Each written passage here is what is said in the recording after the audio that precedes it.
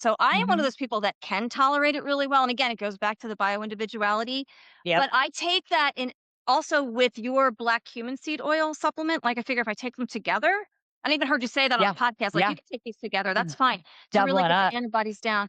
Yeah. So, I mean, how do most people, does LDN, like, where do people fall with that? Are most people able to tolerate it? I know a lot of people can't.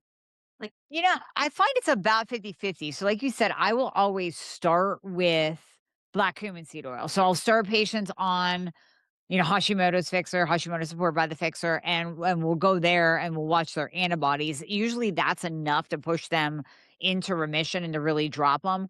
But for my patients that have like antibodies in the thousands, we'll double up with low dose naltrexone to see if they can tolerate it. And we always start low with LDN at like yeah, 1.5 milligrams. Then we'll go to 3 milligrams. We'll max out at 4.5. For really inflamed people, we can go a little bit higher as long as they tolerate it, but it's a crapshoot in the tolerance. Some people will experience increased cortisol. Some people just cannot sleep no matter what time of day they take it, whether they switch it from night to morning, morning to night. It starts yeah, messing with their sleep. So it's that nuanced thing, yeah. that nuanced art form of optimization as to whether or not we can use it. Yeah, Yeah. yeah.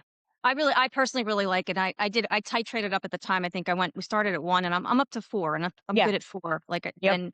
but with the black cumin seed oil though, I have to say it's really been great. I mean, it's really Oh, gotten those antibodies down. Yeah. we hear full remission stories from just customers, like not even patients, customers Yeah. that are purchasing our Hashimoto's fixer will write in and be like, "This literally dropped my antibodies to 0." Like Yeah. like, "This is Mhm. fantastic. That's great." Like, I'm happy to hear. Yeah. Oh my god, that's awesome. That's Yeah. awesome. Okay, another thing that you got me into was the strength training, lifting heavy things. So can we talk Yep. about that briefly, like why that's so important? And I know muscle is metabolically active, which is Yeah. I think is very appealing. So can we talk about that a little bit and why everybody should be lifting? Yeah, lift heavy shit. So if I'm allowed to say that on the podcast. Yes, So you are. not just leave it Absolutely. out, just leave it out. But Yeah. no, lifting heavy, number one, it's just so empowering, especially for us women. It's just but then on top of that, it builds your organ of longevity, i.e. your muscle. That's more metabolically active. That reduces insulin sensitivity. I mean, just really across the board, it's just a no-brainer. Reduces type 2 diabetes risk, improves cardiovascular function, improves osteoporosis because you're doing weight-bearing exercise.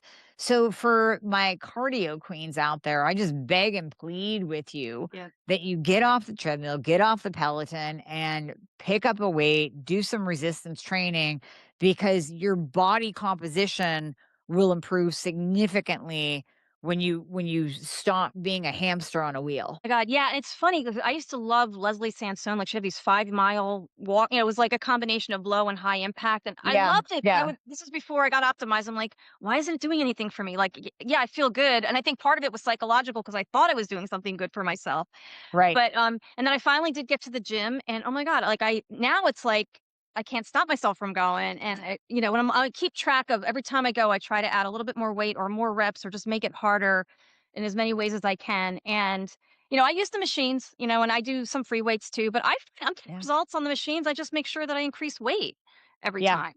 yeah. And one thing I love in your book that you say, like, hey, if you can't afford a trainer, just go to a gym. They'll show you around, and they do. The one I went to went all around, and even the equipment has like a QR code, so you could get your phone and scan it and see a Oh, video, yeah, and it'll show you how to use it. Yeah, it's great. exactly, that makes sense, yeah, yeah, It's great. So I yeah. know I definitely I mean, I love it. I'm so glad I finally, like, got into the strength training because it's like it just feels good to be strong too and just, to be able to help somebody if I'm in the supermarket or somewhere and somebody hits the ground, like, I can actually help that person because 'cause I'm strong enough to Absolutely. do it.